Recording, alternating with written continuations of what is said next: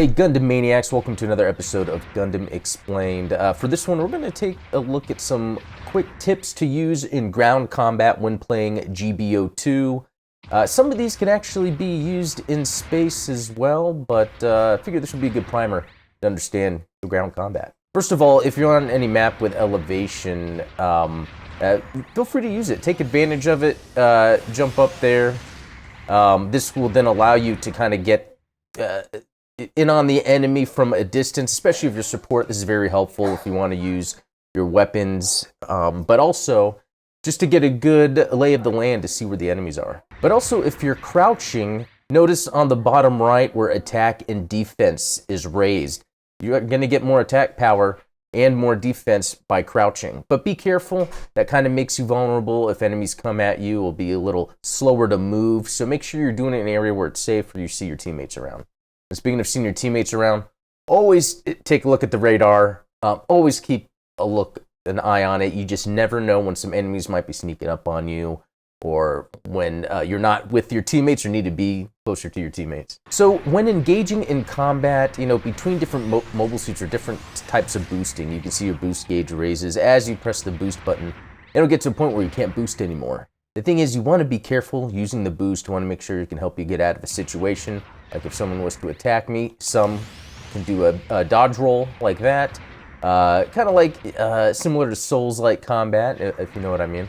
But another thing, weapon switching, you hold down R1 and it actually has shortcuts where you can just quickly switch to another weapon. This might be something you customize when you find your own combination of weapons to use, because weapon combos are a big deal.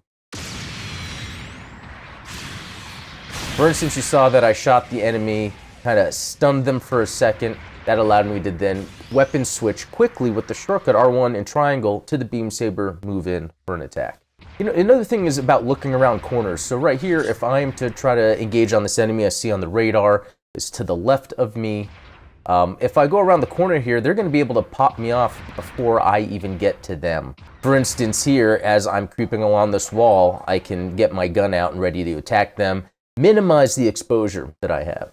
And then the dash, or tackle, which is the triangle, or I guess that would be Y if you're using an Xbox controller on PC. But that can help get you out of a hairy situation if someone is to do a melee attack that might give you a window to counter. But pressing it, you can knock into them, knock them back. That can then get you to switch out your melee weapon and do some combos if you'd like. And sometimes with melees, you can do back and attack, and that will knock them down. That can also give you a chance to follow up and do another attack. Backswing, knock them down, boost, come up, another attack. You can chain those together to quickly dispatch enemies. Also, something you may not realize, and it's not necessary for all weapons, but click in the right thumbstick and you can zoom in. It's pretty helpful, especially if you have a sniper rifle or another long-range projectile that needs to be accurate.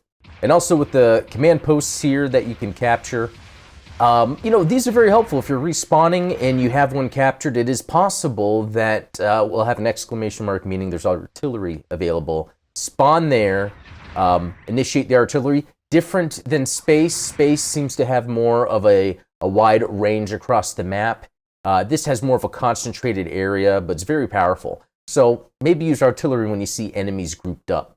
So that just about does it. There's some simple tips for some ground combat, with some advanced in there being the combo ability to melee, knockdown, boost into another combo. Also remember that if you crouch, you kind of give a buff to your attack and defense. Also, shooting a specific weapon can cause an enemy to stagger, giving you a window to move in with a melee attack.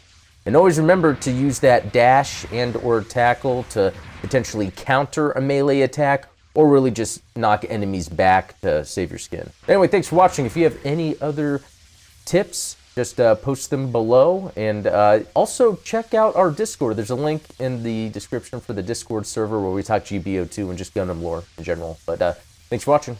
Talk later.